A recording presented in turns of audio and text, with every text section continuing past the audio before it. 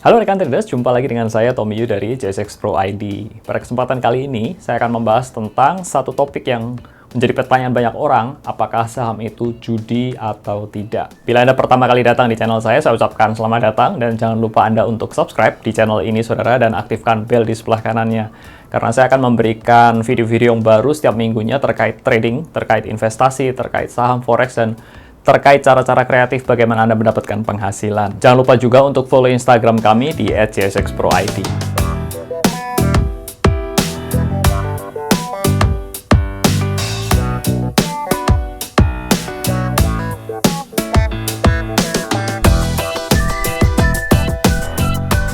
Oke, baik saudara, saya akan coba membahas tentang apa itu dari definisi judi terlebih dahulu. Jadi kalau kita melihat ya di dalam kamus umum, kamus besar bahasa Indonesia, judi adalah permainan dengan memakai uang, ini ada unsur uangnya, atau barang berharga sebagai taruhan seperti main dadu, kartu, dan segala macam.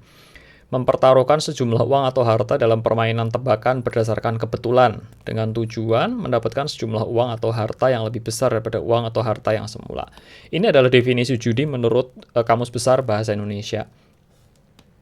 Nah, yang kedua adalah kalau kita melihat dari definisinya Google, yaitu saya coba ketik di dalam Google ya, gamble definition itu adalah, ini sama kurang lebih, yaitu play games of chance of money. Jadi ada unsur uangnya juga di dalam hal ini dan ada unsur namanya games. Yang kedua yang menarik adalah ada yang nomor 2 ini, kalau Anda perhatikan itu take risky action in the hope of a desired result. Jadi ada risky actionnya saudara. Nanti saya akan coba jelaskan dari sudut pandang yang ini saudara. Saya akan coba mulai dari yang pertama saudara. Saya akan coba ini misalkan, tadi unsurnya dikatakan ada yang namanya permainan. Jadi misalkan ini ada game. Ya, game apapun, saudara. Bisa poker, bisa main kartu, main kasino, dan segala macam, ya. Nah, misalkan ada pihak-pihak yang ada ini, misalkan pihak A, ini orang-orang ya, pihak B, pihak C. Mereka semua pasang taruhan ke permainan ini. Misalkan ini $100. Ini pasang permainan, misalkan $200. Ini ada pasang permainan, misalkan $300. Nah, ketika permainan ini dijalankan nanti akan ada pemenangnya, saudara. Misalkan ya, si A misalkan pemenangnya, maka seluruh dana yang ini dan ini itu akan menjadi miliknya si A. Jadi total A akan mendapat tambahan sebanyak 300 plus 200 atau 500. Dia dapatkan seperti itu. Nah, Anda bisa melihat saudara bahwa tipe permainan seperti ini itu adalah zero sum game. Jadi artinya gini saudara, ketika Anda bet ya A, B, sama C ini, maka yang pemenangnya akan dapat semuanya dan BC yang kalah ini akan kehilangan uangnya. Itu yang disebut sebagai zero sum game. Baik, untuk penjelasan yang berikutnya, saya coba gambarkan kembali. Yang kedua itu, tipe kedua adalah seperti ini, saudara. Jadi misalkan ya, ini ada satu permainan. Ya, permainan itu macam-macam. Misalkan main Uno gitu ya. Main Uno ini adalah permainan anak-anak, saudara. Tetapi sekarang kita misalkan ada pihak A, pihak B, dan pihak C. Nah, pihak B dan pihak C ini sebenarnya bukan anak-anak lagi, tapi mereka orang dewasa dan mereka melakukan permainan Uno ini dan mereka memang berniat untuk menjadikan permainan Uno ini sebagai ajang untuk mendapatkan uang atau mendapatkan keuntungan dari permainan ini, begitu, dari teman-temannya lah maksudnya. Ini 200, ini 300. Jadi sebenarnya, saudara, permainan ini sebenarnya netral, tetapi yang menjadi problem atau masalahnya yang menjadikan dia ini sebagai judi, menjadikan permainan Uno ini sebagai judi adalah si pemainnya ini sendiri, si A, B, dan C ini yang bersepakat untuk main judi menggunakan permainan Uno ini. Nah, saudara, bagaimana sekarang dengan yang namanya saham? Ya, ini kita akan masuk topik yang intinya yaitu saham. Oke, nah saham ini sendiri ya saudara, bila Anda perhatikan, saham itu tidak pernah didesain menjadi semacam permainan. Ya, ini Anda harus camkan baik-baik ya. Saham itu bukan didesain sebagai permainan. Nah, saham ini merupakan sesuatu yang sangat serius, saudara. Bahkan sampai pemerintah pun turun tangan untuk mengatur sedemikian rupa, meregulasi sedemikian rupa, sehingga menjadi suatu orang aman dan nyaman berinvestasi di dalamnya. Dan ini sama sekali bukan permainan, saudara. Apalagi dikait-kaitan dengan permainan judi, begitu ya.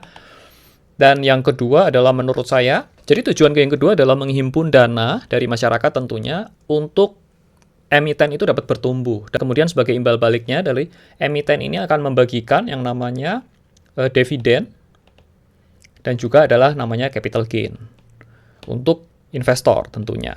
Nah, ini adalah tujuan mulia dari saham itu sendiri kenapa dibentuk, saudara. Jadi saling menguntungkan. Hal yang ketiga, saudara, kalau Anda lihat perjalanan yang nomor 2 ini, yaitu bahwa kalau Anda melihat alasan yang kedua ini juga, bahwa ada namanya value added yang ditambahkan dari kedua belah pihak, yaitu pada investor dan juga kepada emiten itu sendiri. Ketika ada value added yang ditambahkan dalam suatu instrumen saham ini, maka tidak atau beda sekali dengan yang namanya zero sum game. Seperti yang tadi saya sebutkan di atas tuh, saudara.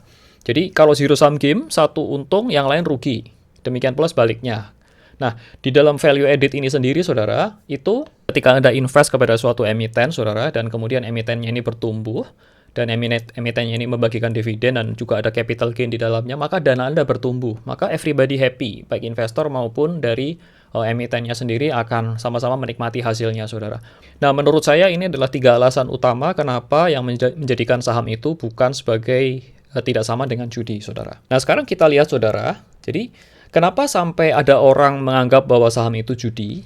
Nah, ini contohnya berlaku pada saham-saham yang lagi digoreng, saudara. Makanya kalau ada ikutan saham-saham gorengan itu hati-hati, saudara, ya.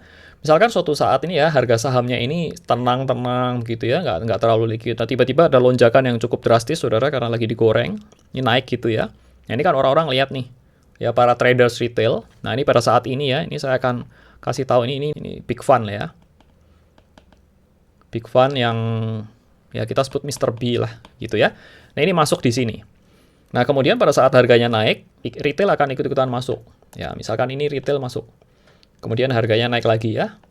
Harganya naik lagi. Nah, pada saat naik-naik terus ini retail masuk. Ini retail masuk lagi. Ini retail masuk lagi ya. Ini R. Ini retail masuk. Nah, pada saat masuk-masuk terus harganya naik sendiri, saudara. Dan pada saat di atas, sampai di atas ini, big fund ini akan jualan dan harganya akan dijatuh ke bawah seperti ini. Nah, ini akan sell. B-nya sell gitu. Nah, pada saat ini apa yang terjadi?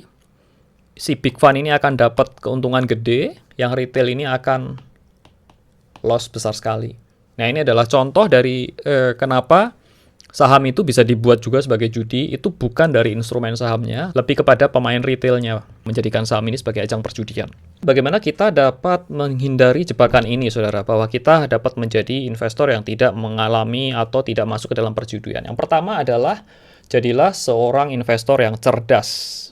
Ingat ya, saudara ya, jadilah menjadi cerdas. Jadi, sebelum Anda masuk ke dalam instrumen saham atau masuk ke dalam berinvestasi ke dalam instrumen apapun, saudara, Anda harus kenali terlebih dahulu apa yang menjadi keunggulan dan kerugian dan juga mengenali profil diri Anda terlebih dahulu. Dan Anda harus mengerti strategi yang harus Anda terapkan. Belajar terlebih dahulu, saudara, sebelum Anda menginvestasikan dana Anda sepeser apapun, ya. Jadilah investor yang cerdas, saudara. Tahu apa yang Anda lakukan, tahu apa yang Anda hadapi, dan Anda mesti memiliki strategi yang benar, saudara. Apakah Anda ingin menjadi seorang investor?